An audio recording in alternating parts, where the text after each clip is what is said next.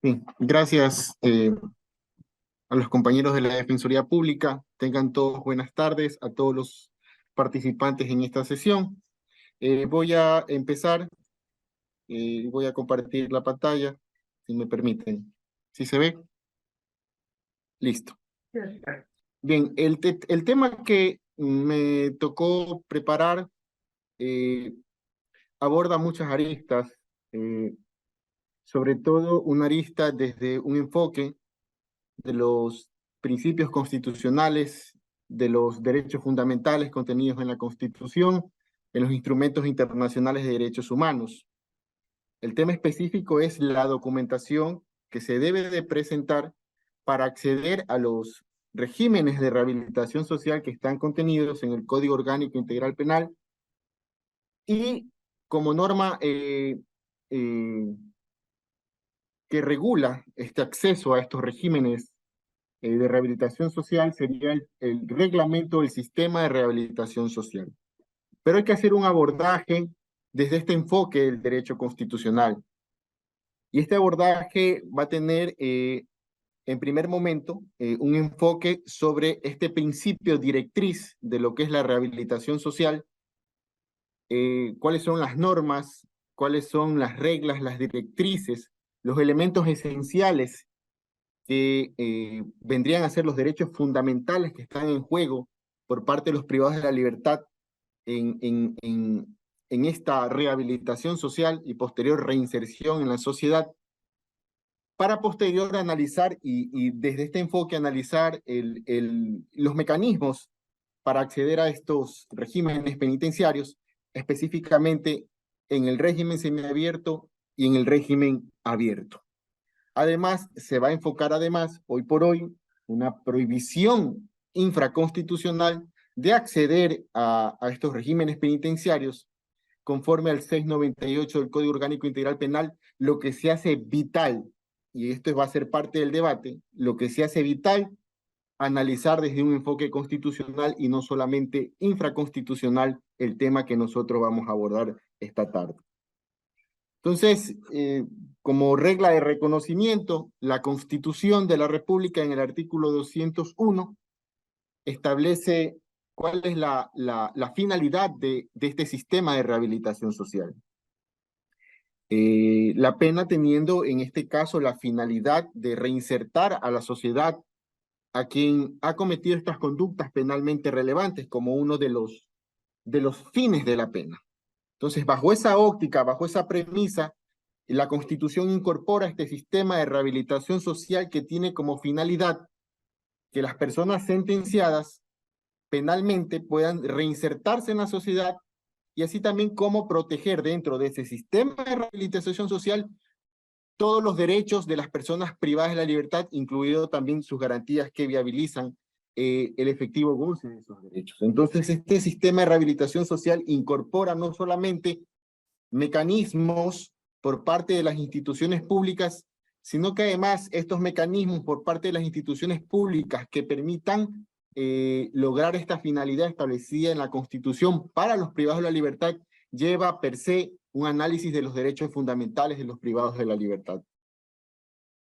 Por su parte, el Código Orgánico Integral Penal, en el artículo 672, es más preciso, regula este principio, ¿no? Y nos dice que el sistema de rehabilitación social es el conjunto de principios, de normas, políticas institucionales, programas y procesos que se interrelacionan e interactúan de manera integral para dar cumplimiento a la finalidad del sistema y para la ejecución penal. Entonces, lo que nos dice el COIT es que este sistema de rehabilitación social está incorporado por principios. En esos principios no solamente están las directrices del Estado de cómo debe de lograr este estado de cosas, porque los principios y las directrices logran un estado de cosas, que es la rehabilitación social.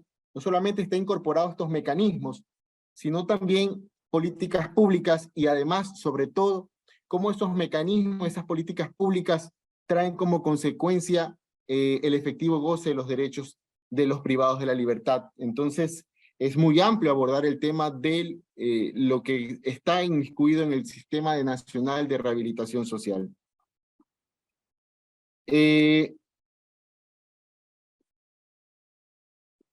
Miren lo que nos dice además el COIC con respecto a este sistema de rehabilitación social.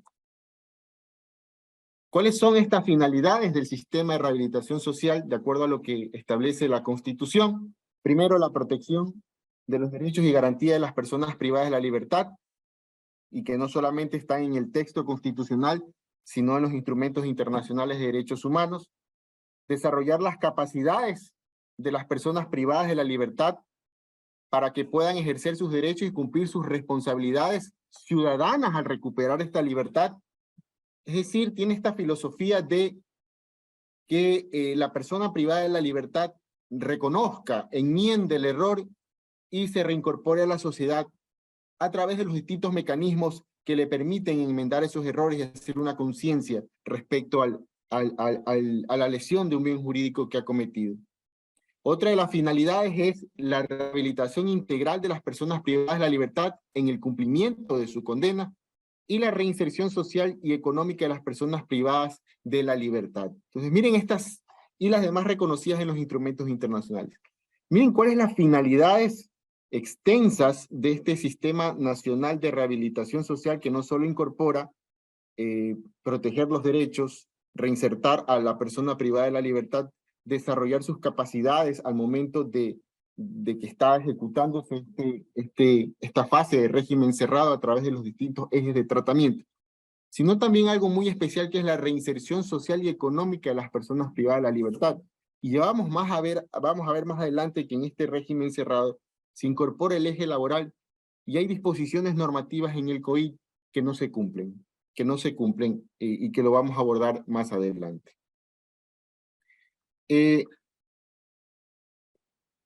Nadia Núñez Falconi ha hecho una investigación en la Universidad Andina que se llama Incumplimiento del Principio de Rehabilitación Social. Personas que pasan al lado de ser víctimas ya los privados de la libertad por el incumplimiento total de esta finalidad del sistema de rehabilitación social. Entonces ella hace un análisis y establece cuáles son esos elementos esenciales que están o que incorporan o el contenido esencial de este principio directriz como es la rehabilitación social. Y ella nos dice que cabe indicar que el derecho a la salud, a la educación, el trabajo y la integridad personal son derechos humanos universales e irrenunciables. Bueno, las características de los derechos humanos. De las personas privadas de la libertad que están o que están internos en los centros de rehabilitación social para luego incorporarse en la sociedad y al mundo laboral. Entonces, el enfoque de este sistema de rehabilitación social va a trabajar en función de desarrollar estos derechos fundamentales de los privados de la libertad. Esa es la manera que se logra la reinserción o la rehabilitación social por parte de los privados de la libertad. Entonces, en este sistema de rehabilitación social tiene como contenido estos derechos fundamentales. Uno de esos derechos fundamentales primero es respetar la integridad personal de los privados de la libertad. ¿Sí? Y esto deriva de las obligaciones que tienen los estados, de acuerdo a esta protección regional del Sistema Interamericano de Derechos Humanos, la obligación de respetar y de garantizar los derechos fundamentales que están contenidos en la Convención Americana sobre Derechos Humanos, obligaciones básicas de los estados, adscritos. Cuando hablamos de tortura, está la Convención contra la Tortura también de la Organización de los Estados Americanos, que le obligan a los estados a respetar, a prevenir y eliminar y sancionar cualquier tipo de violencia o tortura contra los privados de la libertad. Entonces, esas obligaciones internacionales son recogidas por nuestra Constitución y en el artículo 66, numeral 3 de la Constitución establece los derechos a la integridad personal de todas las personas. Y esto comprende a que no exista violencia física, psicológica, moral o sexual. En el caso de los privados de la libertad hay la prohibición de la tortura, la desaparición forzosa, los tratos humanos, crueles y degradantes inhumanos que existan dentro de los centros de privación de libertad. Tiene que prevenir el Estado y de existir, sancionar.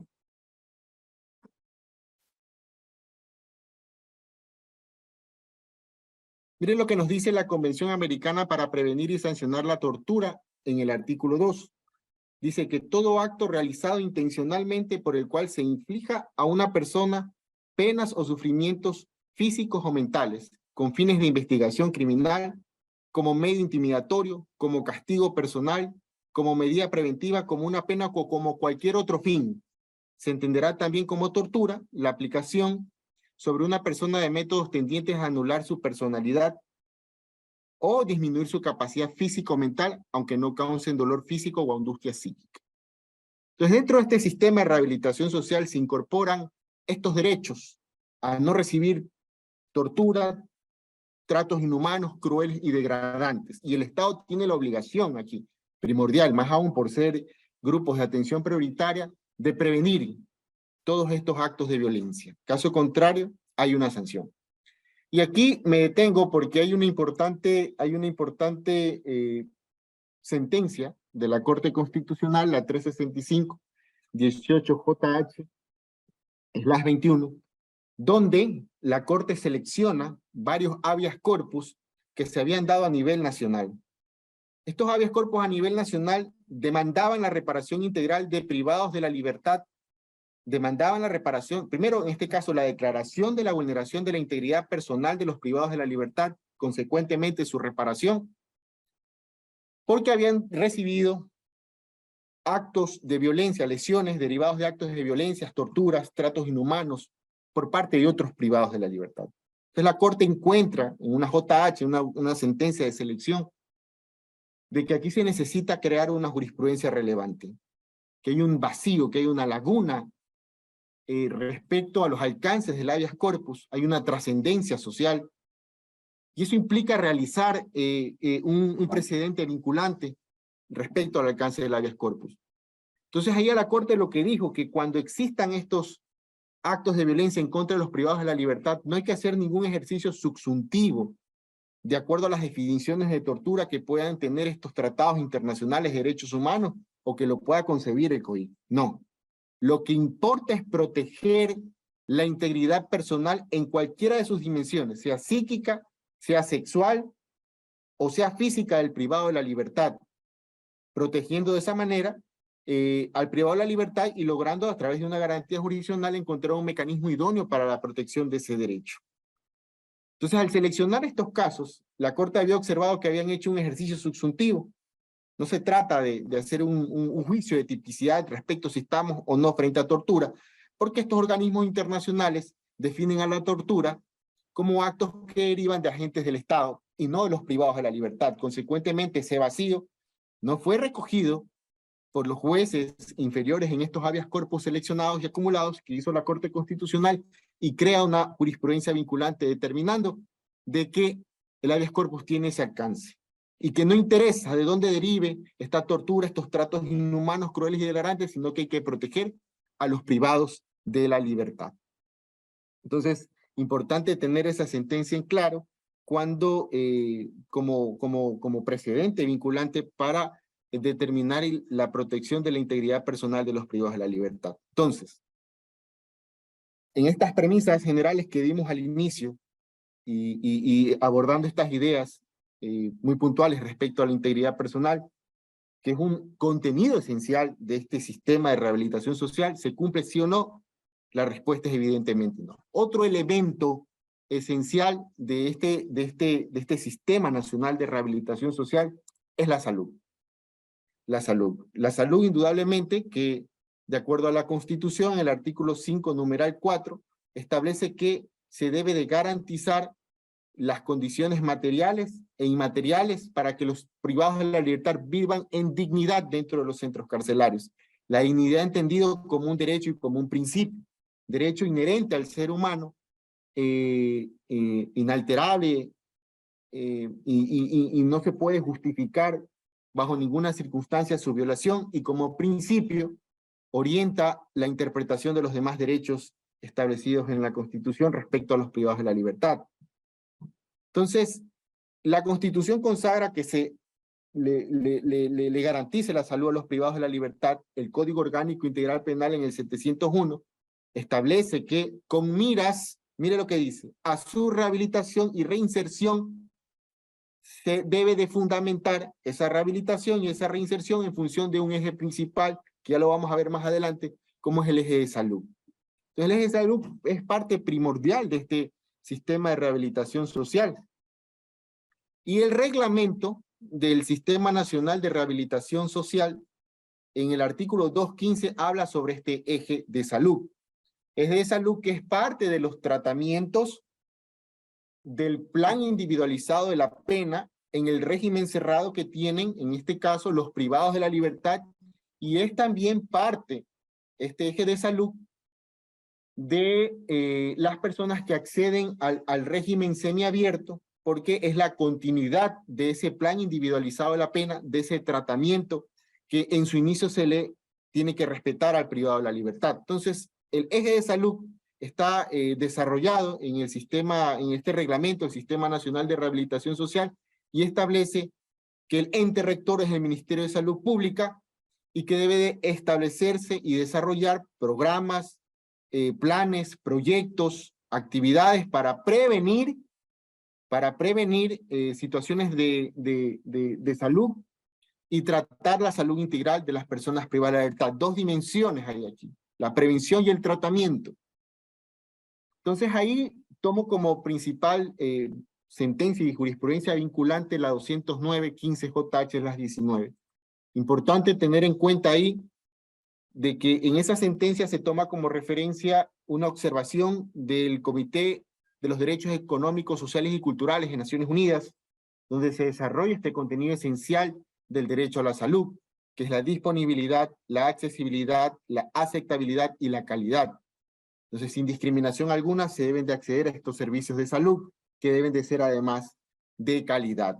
Eso se desarrolla en esta observación y que la sentencia lo toma como justificación externa dentro de esta sentencia, las 209-15 JH, las 19. Otro elemento esencial es la educación, que de acuerdo al 51 numeral 5 se le garantiza a los privados de la necesidad, a los privados de la libertad como parte de sus derechos y que cubren sus necesidades educativas. La Constitución le garantiza en el artículo 51 numeral 5. Ahí es importante tener en cuenta que el 701 del Código Orgánico Integral Penal también habla sobre este eje de educación, y el reglamento del Sistema Nacional de Rehabilitación Social también habla como eje ejecutivo dentro de este régimen cerrado. O sea, es parte fundamental de la rehabilitación social. Imagínense lo que dice aquí la observación general 13 de este Comité Económico de los Derechos Económicos, Sociales y Culturales. Elementos esenciales: disponibilidad, adecuabilidad, accesibilidad y calidad. Mire lo que dice en la accesibilidad: las instituciones y los programas de enseñanza deben ser accesibles física y económicamente a todos sin discriminación. Pues los privados de la libertad, la Constitución consagra como un derecho fundamental para, con miras a esta rehabilitación, a esa reinserción, el derecho a la educación. Otro importante eje es el eje laboral. Y aquí hay que hacer un análisis porque, de acuerdo a lo que pude revisar, son medidas no posibles en la realidad, y eso hay que trabajar bastante. Por ejemplo, la Constitución en el artículo 51 numeral 5 habla de que el Estado debe de velar por este derecho que tienen los privados de la libertad con miras a esta rehabilitación y reinserción. En el COIC, en el 702, habla sobre el eje laboral como parte de este plan individualizado de la pena, no solamente en el régimen cerrado, sino en el régimen semiabierto y en el régimen abierto también. Como parte de este plan individualizado se establece estos planes de tratamiento, estos ejes de tratamiento que van a, en el caso de régimen cerrado, permiten que la persona se encuentre apta para incorporarse a la sociedad en régimen semiabierto y posteriormente en régimen abierto. Miren la importancia de esto, ¿no? Por eso digo, las normas quizás no se cumplan, o estas directrices no se cumplan. El 703 del COIC, ¿qué nos dice? Toda actividad laboral que realice la persona privada de la libertad será remunerada conforme a la ley, salvo que las labores se relacionen con su espacio físico de aseo personal, ¿no? No, eso no tiene remuneración. Mire lo que dice, la retribución del trabajo del privado de libertad se deduce por los aportes correspondientes a la seguridad social y cómo se distribuye. 10% para indemnizar daños y perjuicios causados a la víctima, a la infracción como tal, conforme lo determine la sentencia, 35% para la prestación de alimentos en caso de que tengan hijos y para atender las necesidades familiares, y el 25% para adquirir objetos de consumo personal, y el último 30% va a un fondo propio que se entregará a su salida. Imagínense, perfecta esta disposición, esta directriz, bueno, esta regla fin, que permite que el privado de la libertad durante este régimen cerrado tenga dentro de este eje laboral actividades productivas que no solamente beneficien a su familia, sino que una vez que recuperen su libertad, cuando accedan al régimen semiabierto, puedan tener un fin común de cómo poder ayudarse en este aspecto de reincorporarse a la sociedad. Razones de incumplimiento, por ejemplo, tomando en cuenta esta investigación de Nadia Núñez Falconi, no hay un acuerdo entre el sector privado y un acuerdo entre el sector público, porque se cubren necesidades fundamentales en los privados de la libertad para poderse reinsertar, y el sector privado con su miras al enriquecimiento, una filosofía capitalista. Entonces no hay ese acuerdo. Por lo tanto, estas disposiciones no se hacen posible. Cuando revisamos, y yo que estoy en tema de garantías penitenciarias, asignado a cárcel de mujeres, si nosotros revisamos el expediente que llega al juzgado para poder acceder al régimen semiabierto, vemos que en los ejes de tratamiento laboral, lo que se establecen son actividades tendientes a la artesanía, actividades tendientes a manualidades, pero actividades que mancomunadamente a través de un organismo técnico y el sector privado establezcan para los privados de la libertad, cumpliendo estas reglas fines, no lo tenemos, no lo hay. Entonces, es un tema que habría que trabajar en ese sentido. Entonces, este es el abordaje del sistema de rehabilitación social, ¿no? En función de este contenido esencial del sistema de rehabilitación social. Que tiene por finalidad, como lo dijimos, proteger los derechos, estos derechos con efectivo goce, que no los pierdan los privados de la libertad, ayudan a través de estos mecanismos a reincorporarse a la sociedad. Cuando ingresa un privado de la libertad, y esto lo dice el reglamento, hay una fase de desarrollo integral personalizado, que se ubica a la persona privada de la libertad en su inicio de acuerdo a su nivel de seguridad, y esto lo dice el artículo 176 del Reglamento del Sistema Nacional de Rehabilitación Social. ¿Cuál es la finalidad de esta fase de desarrollo integral personalizado? Es primero ejecutar un plan individualizado de la pena. Esto conforme al 177. ¿Qué busca este plan individualizado de la pena? Busca y atiende las necesidades específicas de cada privado de la libertad.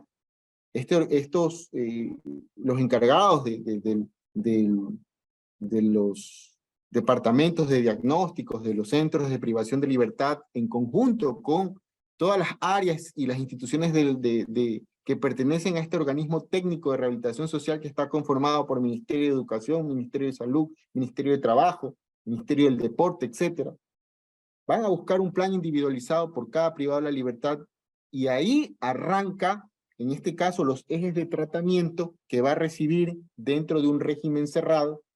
Cuando llega a un 60% puede acceder a un régimen semiabierto, y durante ese régimen semiabierto, si llega a cumplirse los requisitos, cuando tenga un 80% podrá acceder a un régimen abierto. Es decir, es una cadena esto, es un proceso, es una progresión que debe de obedecer, y así lo dice la norma. En la práctica vemos que eso no se cumple. Entonces, este plan individualizado mira las necesidades tendientes a superar las causas que ocasionaron el delito. Entonces, entiendo yo que es específico de acuerdo a cada infracción penal. Alguien va a necesitar más tratamiento de vinculación familiar, alguien va a necesitar más tratamiento desde un enfoque laboral, en temas, por ejemplo, en delitos contra la propiedad. Pero eso lo establece este plan individualizado. Una persona con discapacidad indudablemente no va a ejercer más un tratamiento en un eje de pronto deportivo. Entonces, mira las necesidades específicas del privado de la libertad, atiende a que se excluyan esas consecuencias que originaron el cometimiento de la infracción, y eso se establece a través del plan individualizado. Y este plan individualizado observa los distintos ejes de tratamiento que son, de acuerdo a lo que dice el reglamento, laboral, educativo, cultural, deporte, salud, vinculación social y familiar. El privado de la libertad accede a eso. Entonces, hay que tomar en cuenta que los distintos ejes de tratamiento obedecen también esta finalidad de que se garantice o que se cumplan los mínimos por parte de los derechos fundamentales, los derechos económicos, sociales y culturales de los privados de la libertad. Entonces, la persona que se ha establecido el plan individualizado de la pena, ha cumplido los ejes, los tratamientos, cuando llega al 60% de la pena, puede acceder puede acceder a este cambio de fase. Es un cambio de fase. Recuerden, hay una fase de régimen cerrado. Cumplo con los requisitos para poder acceder al cambio de esa fase que es del régimen cerrado al régimen semiabierto. Y el reglamento y el COI establece cuáles son esos requisitos. Por ejemplo, en el artículo 252 de este reglamento del Sistema Nacional de Rehabilitación Social establece que, mire lo que dice, es la continuidad del proceso de rehabilitación y reinserción social de las personas sentenciadas, que al cumplir requisitos de este sistema progresivo establecido en el reglamento para un cambio de régimen, podrán desarrollar paulatinamente, pero ya teniendo en cuenta ese plan individualizado de la pena que le va a ayudar a superar las cuestiones que lo llevaron a cometer esta infracción, va a cubrir las necesidades de los privados de la libertad, lo va a continuar, pero ya no privado de la libertad, sino en libertad. Lo que se conoce como régimen cerrado, con el requisito sine qua non de que cumpla el 60% de la pena. La persona en régimen semiabierto se presentará, bueno, esto es una de las condiciones sine qua non de este régimen semiabierto, se presentará en el centro de privación de libertad más cercano a su lugar de residencia por lo menos 5 horas a la semana, lo que conocemos como la unidad de reinserción social, para que planifiquen estas actividades que van a continuar con este proceso progresivo de rehabilitación social y que ya estuvo determinado en el plan individualizado de la pena. Entonces, aquí hay disposiciones muy puntuales que nos permiten encontrar cuando una persona privada de la libertad puede acceder al régimen semiabierto. La primera es el 698 del COIC. Dice que es el proceso de rehabilitación social de la sentenciada que cumplen los requisitos y normas del sistema progresivo para desarrollar su actividad fuera del centro de ejecución de penas de manera controlada por el organismo. Miren, esto es importante. Creo que en la práctica esto no se cumple, porque es el organismo técnico el encargado de vigilar el cumplimiento del plan de salida, donde se establece cuáles son los ejes que debe de continuar realizando la persona sentenciada. Ese cumplimiento lo hace el organismo técnico porque tiene los mecanismos jurídicos, los mecanismos institucionales que le permiten desarrollar los distintos ejes durante este régimen semiabierto. En la práctica eso causa una disonancia porque finalmente es el juez el que llama a audiencia a ver si ha cumplido las condiciones impuestas en la resolución. Entonces se aleja de la realidad del sentido del régimen semiabierto como en la práctica se lo está llevando. Esto dispone el reglamento del sistema de rehabilitación social. Condiciones de que el juez debe de imponer el dispositivo de vigilancia electrónica para asegurar el cumplimiento de la pena como una medida idónea. Se realizarán actividades de reinserción familiar, laboral y social, eso es lo principal. Creo que esto es el mayor realce para poder lograr esta reinserción social en libertad, que el sentenciado realice actividades de índole laboral, de índole familiar, social y comunitaria dentro de este régimen semiabierto. Y el requisito sine qua non es que cumpla el 60% de la pena. Mire lo que nos dice el 252 del reglamento del sistema de rehabilitación social, que los planes, programas y proyectos de actividades que se desarrollan dentro de este régimen semiabierto, ¿a dónde están encaminados? A la reinserción familiar.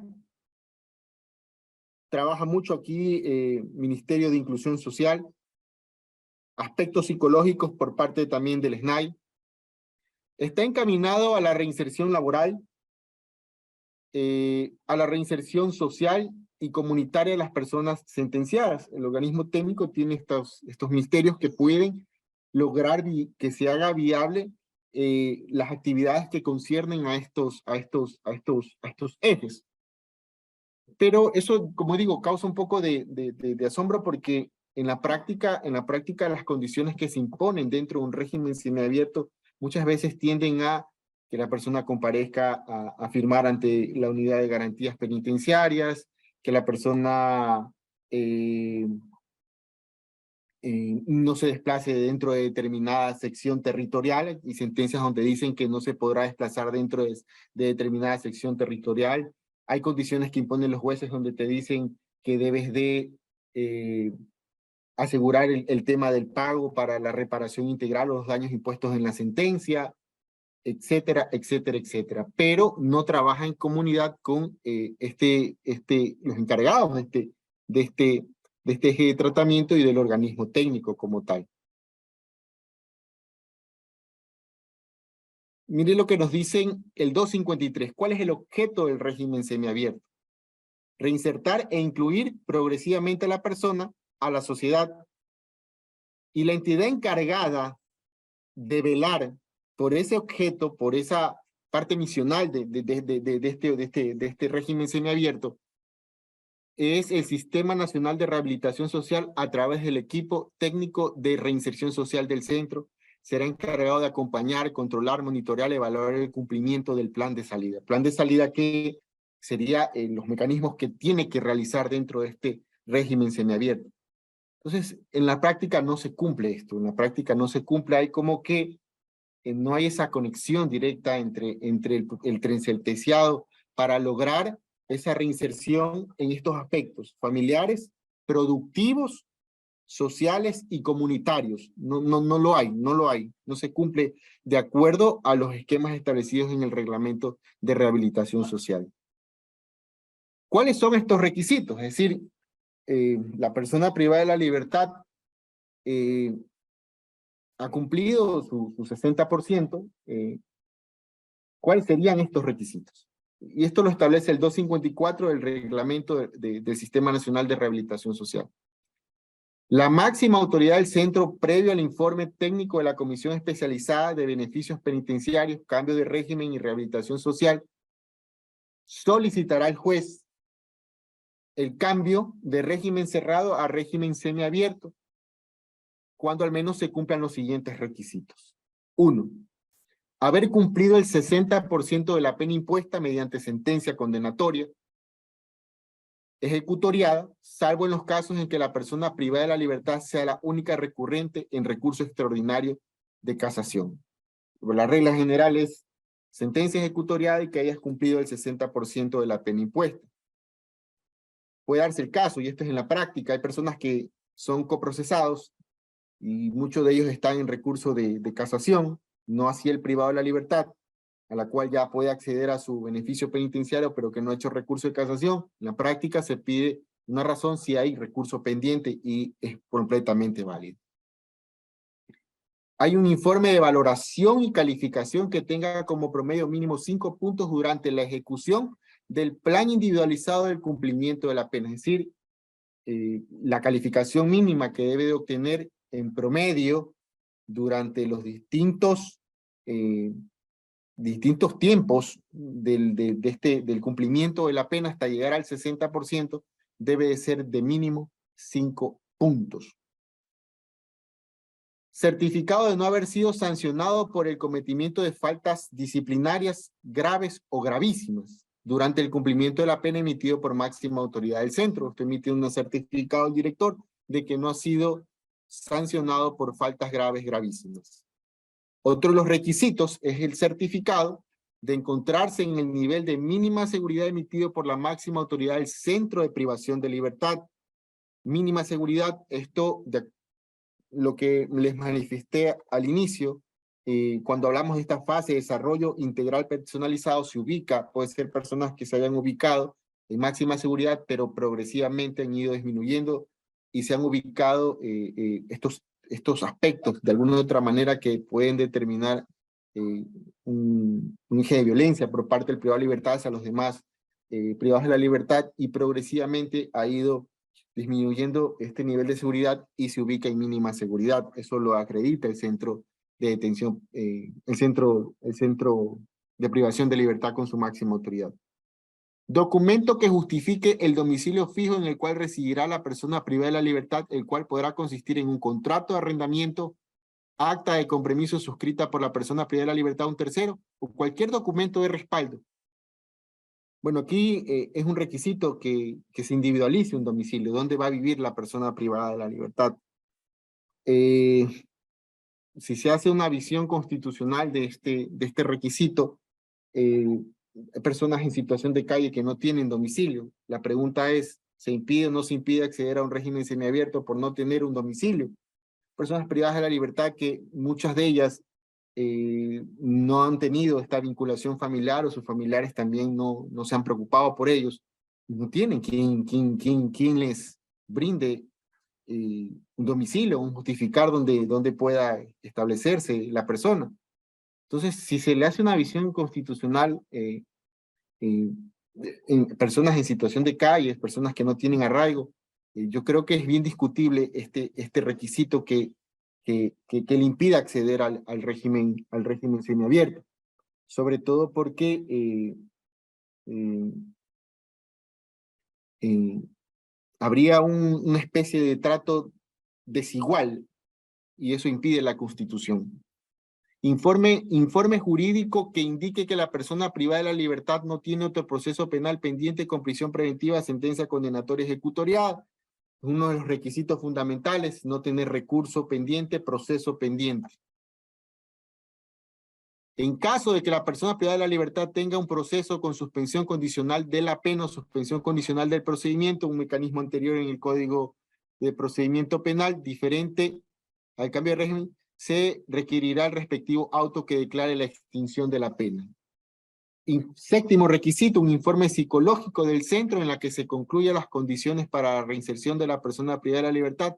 Además, tener certificados en grupos de apoyo grupal, terapia individual y terapia grupal durante el tiempo de la privación de la libertad.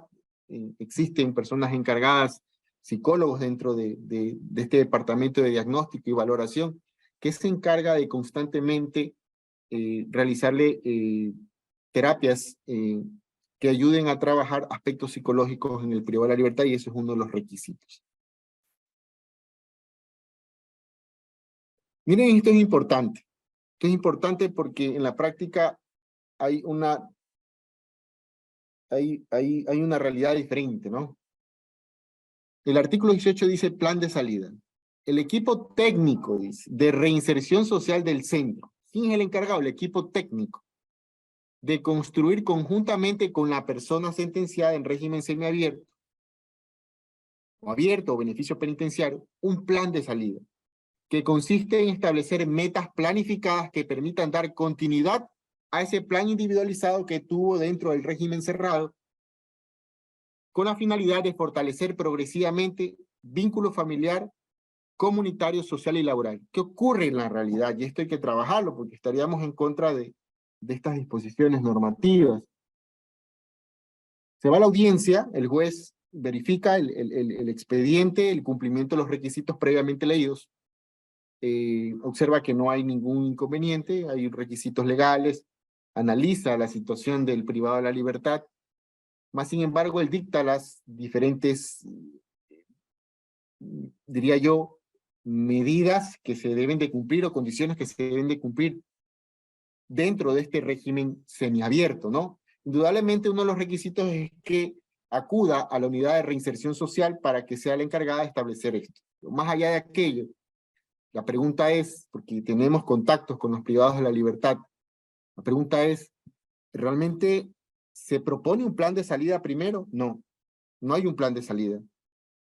Ese plan de salida debe de identificar o de continuar con aquellos ejes de tratamiento que van a superar el daño causado a través de esta infracción penalmente relevante, las necesidades individuales del privado de la libertad para que se incorporen en función de sus habilidades, de su forma de pensar, de su cosmovisión, porque hay que tener también aspectos interculturales aquí, que muchas veces no se lo toma. La pregunta es, ¿se cumple? No hay eso de ahí. Entonces, es importante tener en cuenta esto de que es el organismo técnico el que presenta el plan de salida para poder acceder al régimen con la finalidad de lograr vinculación familiar, comunitaria, social y laboral. Si ustedes leen el eje laboral, implica que el Ministerio de Trabajo trabaje en función de la persona sentenciada en planes de producción, en planes de otorgarles microcréditos, etcétera, etcétera, etcétera. Entonces, es un poco complejo el tema de llevarlo a realidad, pero está la normativa como tal. Entonces, lo importante, en el caso de los abogados, lo importante es que exigir el cumplimiento de esto, porque a veces se dictan condiciones que están alejadas de esta realidad y que muchas veces es imposible que cumpla el privado de la libertad y sobre todo que se afectaría a un tema de seguridad jurídica. Por ejemplo, miren, tomo como ejemplo el tema de reinserción laboral dentro del régimen semiabierto. Se hace este plan de salida, se incorpora, se observan las necesidades del privado de la libertad y se establecen estos ejes dentro del régimen laboral. Miren, los procesos de formación, la entidad encargada del Sistema Nacional de Rehabilitación Social en coordinación con los entes rectores del trabajo e inclusión económica y social, Ministerio de Trabajo, Ministerio de Inclusión Social, instituciones públicas y privadas generarán planes, programas, proyectos y actividades de inserción y reinserción laboral para las personas privadas de la libertad que accedan al cambio o de régimen penitenciario, en este caso el semiabierto. Los procesos de formación, capacitación y certificación laboral realizados durante el régimen cerrado propondrán a generar emprendimientos autónomos o asociativos. La entidad encargada del Sistema Nacional de Rehabilitación Social será la responsable de, primero, miren, coordinar el acompañamiento a la persona o grupo asociativo de personas bajo el cambio de régimen. Estas carteras de estados deben de acompañar al sentenciado a fin de que se formulen proyectos productivos, gestionar con instituciones financieras públicas o privadas la aprobación de microcréditos para los emprendimientos. Hay ese acompañamiento, diría yo, integral respecto a estos aspectos de reinserción del sentenciado, y gestionar el acompañamiento técnico en emprendimientos hasta un año posterior a la obtención de libertad. Entonces, cuando nosotros recibimos las sentencias, están totalmente alejadas de esta posición o de estas reglas fines que establece el reglamento del sistema de rehabilitación social. Miren, dentro del régimen semiabierto, esto es importante. Dentro de este plan de salida se tiene que tomar en cuenta el eje de trabajo comunitario. Se coordinarán con las instituciones públicas, privadas u organizaciones de la sociedad civil diferentes actividades que permitan aprovechar el recurso humano de las personas con beneficio penitenciario, cambio de régimen, para lo cual el solicitante se comprometerá a generar actividades que no sean aflictivas o denigrantes, sino que fortalezcan los procesos de reinserción e inclusión social. Miren, para cumplir con el régimen semiabierto y obtener el certificado de cumplimiento del régimen semiabierto, se deben de cumplir los siguientes porcentajes umbrales de calificación. El primero es 100% de que has realizado actividades de trabajo comunitario previstas en su plan de salida. dentro de la primera mitad del tiempo de presentaciones de la persona con cambio de régimen o beneficio penitenciario. Entonces, uno de los requisitos fundamentales es el acreditar el tema de si está dentro del plan, el eje de salida, estas labores comunitarias, acreditar el cumplimiento de esto.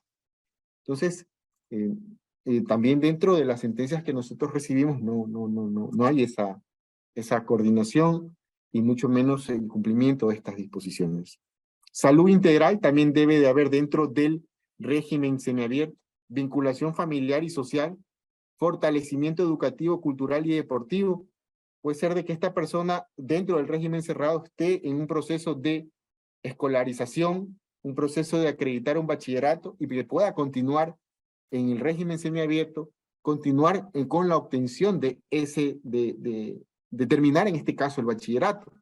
Mira lo que dice: el equipo técnico de reinserción social del centro coordinará con los entes rectores de educación, cultura y deporte, así como otras instituciones, la continuidad de las actividades educativas, culturales y deportivas que estuvieron dentro del régimen cerrado y que beneficiaron progresivamente la reinserción social del privado de libertad a este régimen de semiabierto.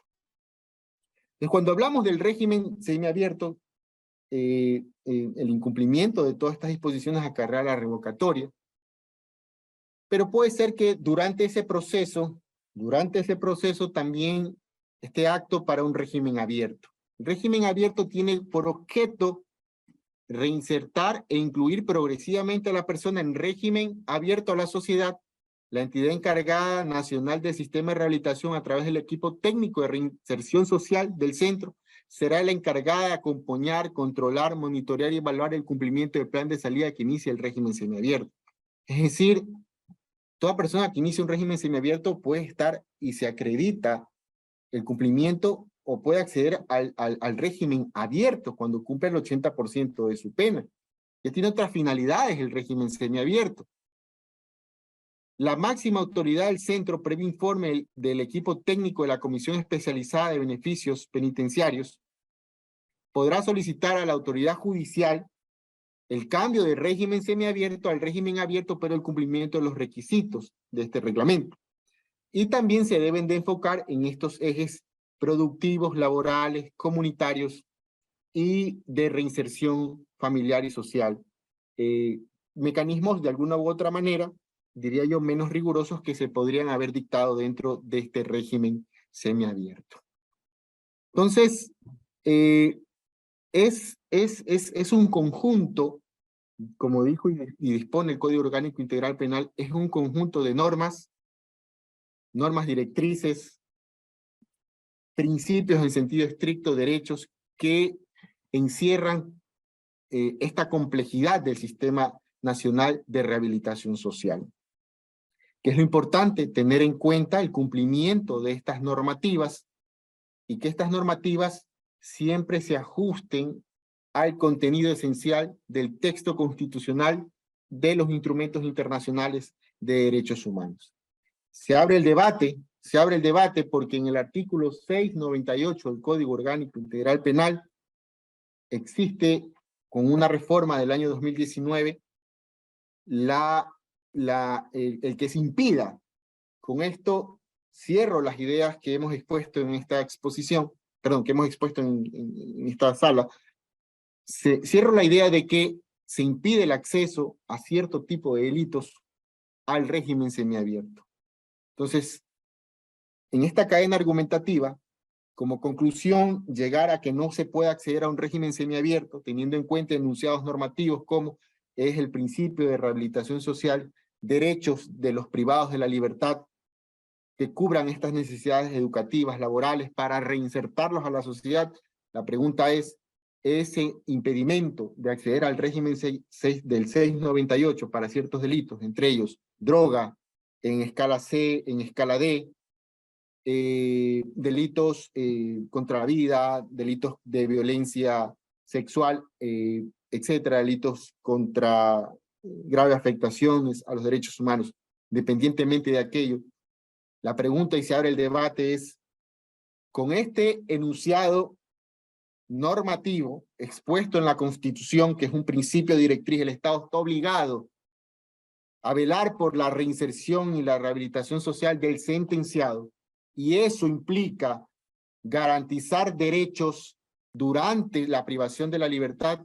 La respuesta la dan ustedes. ¿Esa norma se ajusta o no se ajusta al contenido constitucional? Es lo que podemos abrir el debate. Y hasta aquí mi intervención. Espero no haberme excedido el tiempo. Gracias. Gracias, doctor León, por su intervención. Tenemos una pregunta del abogado Renzo Vizueta. Por favor, si puede activar su micrófono. Gracias. Sí, muy buenas tardes con todos. Defensor público, efectivamente, en garantía penitenciaria. Mi pregunta, lo he escuchado con clara atención al exponente, al doctor Santiago León. Yo le quiero hacer una pregunta en base a la parte final al que se refirió, y que es la siguiente. ¿Usted consideraría que habría inconstitucionalidad en el artículo 698, en el cambio de régimen, a no considerarse el numeral 1, literal C y D del artículo 220, que trata sobre el tráfico ilícito de sustancias catalogadas sujetas a fiscalización, para poder acceder al cambio de régimen? Esa es la pregunta. Y gracias, doctor Renzo Vizueta, compañero de departamento, y compartimos siempre esas inquietudes. De hecho, estamos trabajando en el departamento lograr de alguna u otra manera impulsar una acción de inconstitucionalidad de esa norma junto a los compañeros de garantías penitenciarias. Inclusive el abogado Jaime Escudero está presente aquí y ha empezado a trabajar en el tema. Más allá de aquello, de una posición, diría yo, desde una posición crítica respecto a, y sobre todo a los tiempos que en el Ecuador atraviesan temas de inseguridad, hay argumentos que obedecen a una moral crítica, a una moral social, pero en el ordenamiento jurídico que nos rige, en la Constitución que nos rige, evidentemente no hay ninguna exclusión por parte de la Constitución en impedir que alguien acceda a un régimen semiabierto. Y precisamente al inicio de esta intervención establecí cuáles eran estos elementos esenciales del Sistema Nacional de Rehabilitación Social. Estos elementos esenciales tienen estos principios en sentido estricto, que son los derechos fundamentales: salud, educación, trabajo, condiciones materiales e inmateriales que le permitan a los privados de libertad vivir en dignidad. Y tiene esta mira del sistema de rehabilitación social de trabajar con los privados de la libertad en un sentido de progresión, es decir, siempre mirando a que la pena como tal no es una pena retributiva, igual castigo, igual delito, no. Tiene un sentido la pena. Un sentido es, de acuerdo a nuestra disposición constitucionales, a los organismos internacionales que ha sido escrito el Ecuador, al desarrollo y la filosofía del Código Orgánico Integral Penal, la pena tiene una finalidad: incorporar y reinsertar al privado de la libertad a la sociedad. El impedirle eso no solamente se va en contra de la filosofía penal en cuanto a la finalidad de la pena en nuestro ordenamiento jurídico, sino que prácticamente vacía de contenido el sistema de rehabilitación social cuando se impiden a ciertas personas que han sido sentenciadas por ciertos delitos acceder al régimen semiabierto. ¿Cuál es el contenido? ¿Cuál es el contenido? Reincorporar al privado de la libertad a la sociedad, garantizando el efectivo ejercicio de sus derechos. Entonces, si se vacía de contenido el sistema de rehabilitación social impidiendo a ciertas personas acceder al régimen semiabierto, no hay rehabilitación social en el Ecuador. No se cumpliría estos fines de la pena, no se cumpliría estos fines de la rehabilitación social. Por lo tanto, en los literales C y D, muchos de ellos, sobre todo en cárcel de mujeres, en Guayas, el mayor índice de personas privadas de libertad son por temas de droga, se ven impedidas de acceder al régimen semiabierto. Ellas tienen derecho a reincorporarse a la sociedad, respetando y garantizando el efectivo goce de sus derechos durante el régimen cerrado y posterior durante el régimen de rehabilitación social. Las normas están creadas para eso, para reincorporarlo a la sociedad e impedirle, evidentemente, sería irse en contra de este modelo de Estado constitucional de derechos. Y haciendo inclusive un ejercicio de un test de proporcionalidad, habría un trato discriminatorio aquí. Entonces, no solamente desde la filosofía penal, porque se va en contra de los postulados de la pena para la cual es construida aquí en el ordenamiento jurídico, sino ya haciendo una interpretación de si esa norma guarda armonía con la Constitución, utilizando un método de aplicación como es el test de igualdad. Pongo en posición a dos personas en iguales condiciones, la que está por el literal B y la que está por el literal C en temas de droga. Hay una categoría, se viola el 11 numeral 2 en la categoría sospechosa.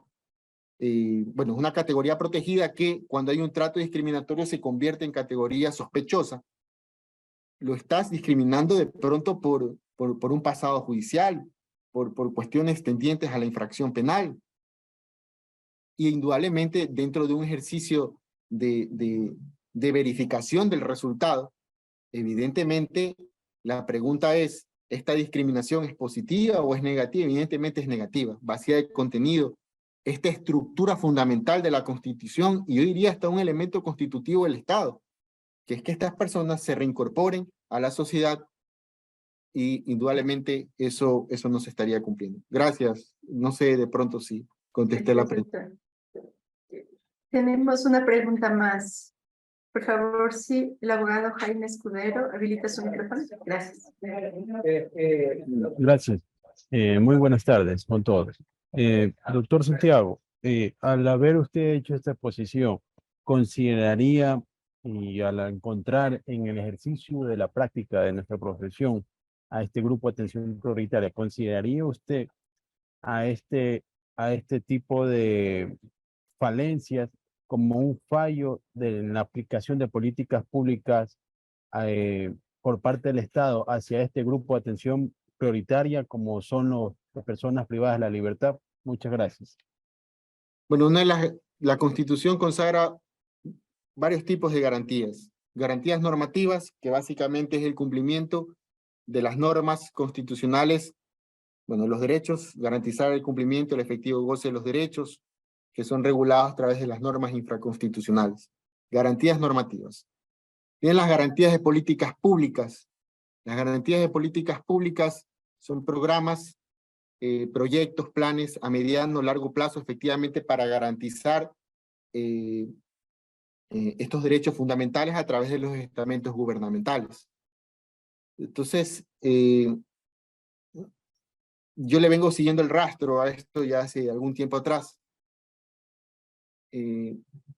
Habían planes de transformación del sistema de rehabilitación social. Se incorporaba el presupuesto para ello, pero factores externos, crisis económica, pandemia, hicieron que esos presupuestos que estaban designados y vinculados a esta transformación del sistema de rehabilitación social se incorporen a otras necesidades, a otras problemáticas del Estado, problemáticas sociales del Estado. Entonces ahí en ese enfoque habría la no atención prioritaria desde las políticas públicas hacia los privados de la libertad. Sistema de rehabilitación, sí, transformación del sistema de rehabilitación social en gobiernos anteriores. Ahorita tenemos una política pública de rehabilitación social 2022-2025, pero no se cumple. El tema es presupuestario, el tema es atender esas necesidades del sistema de rehabilitación social que, como dice la Corte, han sido problemas sistemáticos y estructurales. Entonces eso requiere de mucha atención por parte de los gobiernos en atender presupuestariamente todas estas necesidades del Sistema Nacional de Rehabilitación Social, que implica una atención prioritaria en estos grupos vulnerables como son los privados de la libertad. Y ahí están los resultados realmente. No hay necesidad de ahondar en eso. Los resultados estuvieron ahí. Precisamente por no tener esa vinculación de las políticas públicas y elevar a atención prioritaria estos temas de la crisis estructural y sistemática del sistema de rehabilitación social. Muchas gracias, doctor León. Ya son las 3:05 y tenemos la siguiente ponente que nos está esperando. No sé si respondemos a la brevedad posible las dos preguntas que de pronto vayamos a hacer, porque ya tendríamos que darle paso.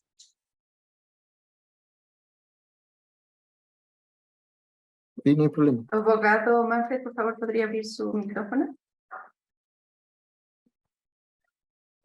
Sí, hola, ¿qué tal? Buenas tardes. Doctor León, muy buenas tardes. He escuchado con atención su ponencia y es muy claro, sobre todo porque está establecido en el COIP, que el organismo técnico de rehabilitación social es el encargado de ejecutar las sentencias impuestas por los delitos que las personas privadas de libertad pues, hayan cometido como infracción. Y aquí nace la pregunta. Tenemos un organismo técnico, que sabemos que es el SNAI, quien es el que establece estas políticas generales para poder cumplir con la finalidad del sistema de rehabilitación social. Sin embargo, se ha evidenciado que este mismo no tiene las facultades o tal vez las herramientas necesarias para poder ejecutar las mismas políticas que ellos dictan para cumplir esta meta o estos fines del sistema de protección social. ¿Usted cree que sea necesaria la existencia de un brazo ejecutor de estas políticas como para poder resolver estos problemas que evidenciamos día a día las personas que trabajamos en este medio? ¿Cree usted que sea necesario la existencia de un brazo ejecutor o no es necesario? Desarrólleme un poco más la idea de brazo ejecutor para entenderlo. Tener un organismo, una institución que se encargue de cumplir con las políticas que establezca el SNAI. Porque evidentemente, como SNAI, como tal, ha demostrado que no cuenta con estos instrumentos necesarios para ejecutar las políticas que ellos mismos crean. Por ejemplo, si hablamos de un tema de seguridad penitenciaria, por ejemplo, por ponerlo así, no se cuenta con un adecuado cuerpo de seguridad penitenciaria que encamine el cumplimiento de estas políticas en ese aspecto en particular. ¿Es necesario no tener una institución como brazo ejecutor que cumpla con todo lo que conlleva el sistema de rehabilitación social o no? Tal vez no sé, una secretaría que se encargue directamente de velar por el cumplimiento de todas estas políticas públicas que ejerce este ente del Sistema Nacional de Rehabilitación Social. Me refiero, puedo referirme a eso, una secretaría, de pronto un ministerio que vele y que se encargue por el tema de la seguridad penitenciaria, ¿no? Pero yo creo que más allá de aquello, puede ser que sí, pero más allá de aquello, yo creo que están dictadas las normas, están dictadas las políticas. Yo creo que es más un tema de organización, de cumplir la normativa, es un tema de coordinar con todos los organismos que se encargan y que forman parte de este organismo técnico de rehabilitación social. Usted conoce y sabe de que existen muchos ministerios adscritos y los representantes de estos ministerios que forman parte de este organismo técnico. Es un tema de organización, más allá de que se pueda incorporar una nueva institución que vele por el tema de la seguridad penitenciaria. Yo tengo que es un tema de organización, el cumplimiento y tomar en cuenta que esto es un grupo de atención prioritaria y que por lo tanto hay que, con políticas públicas, velar por su cumplimiento y que los funcionarios encargados de esto cumplan las normativas establecidas tanto en la Constitución y en la ley. No sé si de pronto va por ahí la respuesta.